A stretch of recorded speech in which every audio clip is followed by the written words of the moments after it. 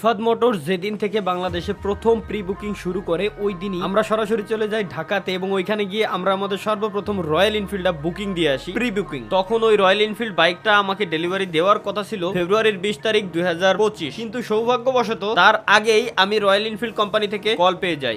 তো আমি ডেলিভারি নিতে আসবো কবে বলেন? তো যেমন কথা তেমন কাজ। পরের দিন আমরা সকাল সকাল ঘুম থেকে উঠে বন্ধু বান্ধব এবং ভাই ব্রাদার সবগুলারে ফোন দিয়ে একসাথে আমরা চলে যাই রয়্যাল এনফিল্ডের অফিসিয়াল শোরুমে। কিন্তু সব থেকে মজার ব্যাপার একটা জিনিস আমি দেখলাম যে রয়্যাল এনফিল্ড কোম্পানির আসলে ইফাদ মোটর ইয়ামা কোম্পানির সাথে কি শত্রুতা আছে আমি আজ পর্যন্ত জানি না। ওরা যশোরে যে শোরুম দিছে এটা ইয়ামা এর শোরুমের সামনে, মানে এক কথায় অপোজিটে। ঢাকায় যেটা দিছে ওইটাও ঠিক ইয়ামার পাশাপাশি, কারণ কি কিছুই বুঝলাম না। যাই হোক, আমরা কাগজপত্র সবকিছু রেডি করে নিয়েই গেছিলাম। কাগজপত্র সবকিছু ওনাদের কাছে দেখানোর পর ওনারা আমার কাছে 2 মিনিট সময় চাইলো। দেন ওনারা আমাকে বললো যে ভাই এখন আপনি গ্যারেজে যাইতে পারেন, আপনার যে বাইক চুজ হবে ওইটা আপনি আমাদেরকে জানাবেন। দেন আমরা এখানে আসার পর আমরা আমাদের মন মতো চেক করতেছিলাম যে কোনো জায়গায় কোনো স্ক্র্যাচ আছে কিনা, কিছু আছে কিনা। বাট ভাই এখানে তেমন কোনো কিছুই আমরা পাই নাই। এবং এখানে এসে দেখলাম যে সেম কালারের গাড়ি আরো অনেক ভাইরা অর্ডার দিছিল, তারা তাদের বাইকগুলো নিয়ে যাচ্ছিল একে একে। আর আমিও নিজে একটু সবগুলো বাইকের উপরে উঠে উঠে চেক করে দেখতেছিলাম যে আসলে আমার হাইটের সাথে যায় কিনা, কেমন কি দেখি লাগে, আমি কমফোর্ট ফিল করি কিনা। বাট ভাই আপনি বিশ্বাস করেন আর না করেন, এই বাইকের উপর ওঠার পর মনে হবে আপনি একটা জলজন্ত হাতির উপরে বসে আছেন। পর আমি আসলে টেস্ট করার জন্য মিটিওরের উপরে একটু উঠে দেখতেছিলাম যে আসলে এইটার হাইট কেমন। বাট ভাই দেখলাম যে এইটাই আমি আরো বেশি কমফোর্ট ফিল করি। বাট লুকিং এর দিক থেকে ক্লাসিক 350 হচ্ছে সবথেকে বেস্ট। আর যেহেতু আমি ক্লাসিক 350 অলরেডি প্রি বুকিং করেই রাখছিলাম, তো সুতরাং ওইটা ব্যতীত আমার অন্য কোনো বাইক নেওয়ার কোনো অপশন নাই। আর যেহেতু আমি অলওয়েজ বলেই থাকি যে বয়স অনুযায়ী আমি হাইটে অনেকটা খাটো, মাত্র 5'4", তো সেই অনুযায়ী আমি আসলে 2 পায়ে ঠিকঠাক মতো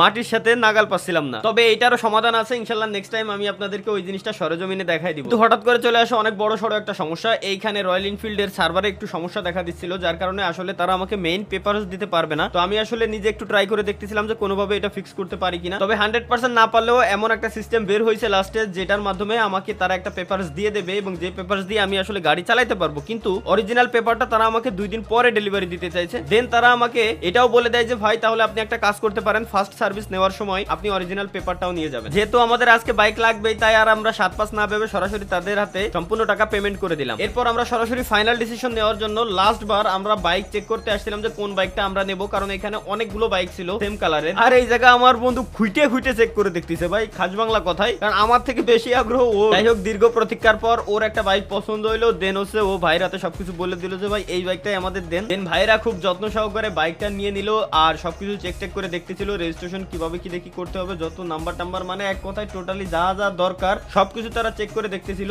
দেন ফাইনালি ভাইরা আমাদের বাইকের ভিতরে 3 লিটার অকটেন দিয়ে দিল গিফট। কিন্তু দুর্ভাগ্যবশত প্রথম 300 জনের জন্য অনেকগুলো গিফট ছিল, লাইক ওয়ালেট, চাবির রিং, এই টাইপের অনেকগুলো গিফট ছিল, কিন্তু এটা আমরা পাই নাই। এট লাস্ট ভাইরা সবকিছু আমাদেরকে বোঝাই দিল যে বাইক কিভাবে মেইনটেইন করতে হয় A to Z, তারপর বাইকের কোন জায়গায় কি কি রাখা আছে, কি কি আমাদের প্রয়োজনীয় জিনিসপত্র আছে, সবকিছু তারা আমাদেরকে বোঝাই দিল। এবং সর্বশেষ ফটোশুট। তো ফটোশুট শেষ করা শেষে এখন আমাদের বাইকটা আমরা খোলা আকাশের নিচে নিয়ে যাইতে পারবো। আমি আমার বন্ধুরে কথা দিছিলাম যে বাইক হাতে পাওয়ার পর প্রথম রাইডটা তুই দিবি, আর যেমন কথা তেমন কাজ, বাইকটা হাতে পাওয়ার পর প্রথম রাইডটা ওই দেয়। আর একই সাথে আমার ভাই ব্রাদাররা সবাই মিলে বাইক রাইড দিচ্ছিল যে কেমন ফিল হয়, কেমন লাগে। কিন্তু দুর্ভাগ্যবশত ওর সাথে চ্যালেঞ্জ এটা ছিল যে আমি বাইকের শোরুমের সামনে আমি বাইক রাইড করতে পারবো না। দ্যাটস ওয়াই আমি এখানে বাইক রাইড করি না, ইভেন বাইকের উপরে উঠিও না। সবকিছু ঠিকঠাক করতে করতে আমাদের প্রায় অনেকটা সময় লেগে যায়, যার কারণে আমরা সরাসরি ওইখান থেকে চলে আসি, কারণ এখন আমাদের বাড়ির উদ্দেশ্যে রওনা হইতে হবে। তাই ভাই ব্রাদার মিলে শেষবারের মতো একটা আড্ডা দিয়ে যাই। ভালো কথা,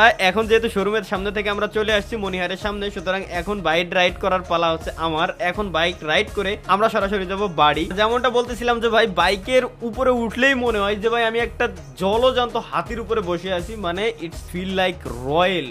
এখানে আমরা আরো অনেকক্ষণ আড্ডা দিতাম, কিন্তু আসলে ইফতারির সময় হয়ে গেছিল আর আমাদের একজন ভাই ব্রাদার রোজা ছিল, যার কারণে আমরা দ্রুত বেরোয় আসি যাতে তার কোনো কষ্ট না হয়। রওনা দিতে দিতে মাগরিবের আজান দিয়েই দিছিল। হয়তো আপনারা ভিডিওতে দিন দিন দেখতে পারবেন, কিন্তু সত্যি বলতে এখন সন্ধ্যা লেগেই গেছে, পুরো টোটালি সন্ধ্যা। এবং তার থেকে সব থেকে বড় সমস্যা হচ্ছে কি, আমি আমার হেলমেটের সাদা ভাইজরটা আনতে ভুলে গেছি, ব্ল্যাক ভাইজর, যার কারণে আমি আসলে চোখে দেখতেই পারতেছিলাম না ঠিকঠাক ভাবে। তো আপনাদের মনের ভিতর অনেক ধরনের অনেক প্রশ্ন আছে, কারণ আপনারা হয়তো অনেক জায়গায় দেখছেন যে রয়্যাল এনফিল্ড বাইকে নাকি প্রচুর পরিমাণে ভাইব্রেশন করেন। তো যদি সত্যি কথা বলতে হয় ভাই, তাহলে আমি এক কথাই বলবো যে আমার GSXR এর থেকে ভাইব্রেশন অনেকটা কম। এখন আমার ব্রেকিং পিরিয়ডটা শেষ হইলেই দেন হচ্ছে আমি আসলে সবাইকে জানাইতে পারবো যে আসলেই কেমন ভাইব্রেট করে এটা। তো যাইতে যাইতে হঠাৎ করে আমার বন্ধুর ক্ষুধা লেগে যায় আর ও বলে যে এই জায়গায় দাঁড়ায় ও না খেয়ে এই জায়গা থেকে এক পাও নড়বেই না। তো যাই হোক, কিছু করার নাই। আমরা যে জায়গায় ছিলাম এই জায়গার নাম হচ্ছে চাড়া ভিটা, আর এইখানে একটা খাবারের হোটেলে আমরা এখানে বসি খাবার খাইতে। তো এখন আমি সবাই সত্যি একটা কথা বলি, যদি এটা মনে করেন প্রমোশন তাইলে ভাই প্রমোশন, যদি মনে করেন ফ্রি তাইলে ভাই ফ্রি। যদি প্রমোশন করতাম তাইলে ভাই আমার মিনিমাম 1 লাখ টাকা দেওয়া লাগতো। কিন্তু সত্যি বলতে এইখানের খাবারটা এত জোস যে আমি বলে বোঝাইতে পারবো না। আর আমার কাছে এত বেশি ভালো লাগছিল যে আমি আমার নিজের বাড়ির জন্য 2টা পার্সেল করে নিয়ে আসছিলাম। খাবার খাচ্ছিলাম আর শুধু ভাবতেছিলাম যে ভাই এটা যদি 3 স্টার বা 5 স্টার হইতো তাইলে ওরা আমার থেকে চোখ বুঝে 25 থেকে 30 হাজার টাকা নিত। যাই হোক, কখনো যদি চাড়া ভিটায় আপনাদের যাওয়া পরে আর যদি ক্ষুধা লেগেই থাকে তাইলে ভাইয়ের হোটেল থেকে খাবারটা টেস্ট করে আইসেন। দেন আমরা সরাসরি আমাদের লোহাগড়াতে আসার পর এইখান থেকে 5 লিটার তেল নিয়ে নিই, কারণ অলরেডি কোম্পানি থেকে আমাদের 3 লিটার দিয়ে দিছিল, সাথে আমরা আরো 5 লিটার নিয়েছি। আমরা মূলত মাইলেজটা টেস্ট করতে চাচ্ছিলাম যে আসলে কেমন মাইলেজ দেয়।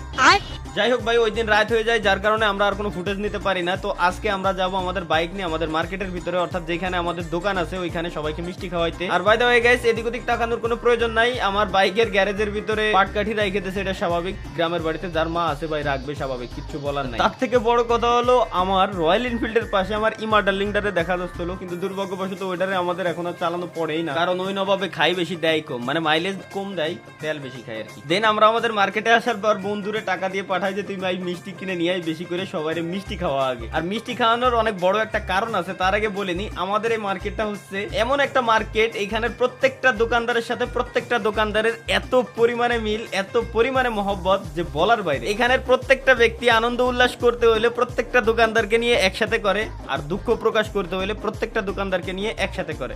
এখন বলি আমি সবাইরে মিষ্টি খাওয়ানোর কারণ। প্রথমত কারণ হচ্ছে কি, বাইকটা হাতে পাওয়ার অনেক মাস আগে থেকেই মার্কেটের প্রত্যেকটা ব্যক্তি আমারে বলতেছিল যে তোর বাইক আসলে মিষ্টি না খাওয়াইলে খবর আছে। এইটা তো ভাই গেল, এবং আমার আগে রয়্যাল এনফিল্ড হান্টার মার্কেটের ভিতর আমাদের আরেকজন কাকা আছে, সোহাগ কাকা, উনি আনছিল সর্বপ্রথম রয়্যাল এনফিল্ডের হান্টার, এবং অত্র নড়াইলের ভিতরে সর্বপ্রথম আমি নিয়ে আসছি royal Enfield classic 350 metal grey colour. এবং আমাদের ওই কাকা সর্বপ্রথম যখন বাইক নিয়ে আসে সবাইকে মিষ্টি খাওয়াইছিল, দ্যাটস ওয়াই আমরাও সবাইকে মিষ্টি খাওয়াইলাম। বাই দ্য ওয়ে গাইস, একটু শর্ট প্রমোশন করে দিই, যদি কখনো নড়াইল লোহাগড়াতে আসেন তাহলে অবশ্যই মোল্লা মার্কেটে আমাদের নিজস্ব শপ আছে গ্যাজেট গার্ডেন নামে, এবং আমাদের অফিসিয়াল ওয়েবসাইটও আছে, আপনারা ঘুরে যাবেন। এবং হ্যাঁ, এই বাইকটা আমি নিয়ে আসছি লাস্ট 48 ঘন্টা আগে, আর এই 48 ঘন্টায় ইয়াং থেকে শুরু করে মুরব্বী পর্যন্ত মানুষের আসলে এত পরিমাণ কোশ্চেনের সম্মুখীন আমার হইতে হয়েছে যে ধারণার বাইরে। আসলে প্রত্যেক বয়সী মানুষের এই বাইকটা কেন এত ফেভারিট আমি আসলে বিষয়টা ভালোভাবে বুঝতে পারছি। কজে তোর রিঅ্যাকশনটা কেমন, মানে কেমন লাগলো তোর এই জিনিসটা চালাতে? গাড়ি নেওয়ার পরে আমি চালাতে পারি নাই। গাড়ি রাস্তাঘাটে 3-4 ছোট বাচ্চাদের দেখা আর বড় বাচ্চাদের দেখা, গাড়ি কার গাড়ি কোয়াইতে পারলি, এই গাড়ি তুই চালাচ্ছিস, গাড়ি কিনছিস নাকি, আমি চালাতেই পারি না। কিরম বুঝবো যে ফিল মানুষের দেহাতি দেহাতি কতি কতি। এটা হাইওয়ে চালানোর জন্য ভাই, এত লোকাল রোডে চালানোর জন্য না ভাই, হাইওয়ে চালানোর বেস্ট। মানে বুঝে গেছো ইউটিউব চালায়। জি ভাই, ধন্যবাদ। যা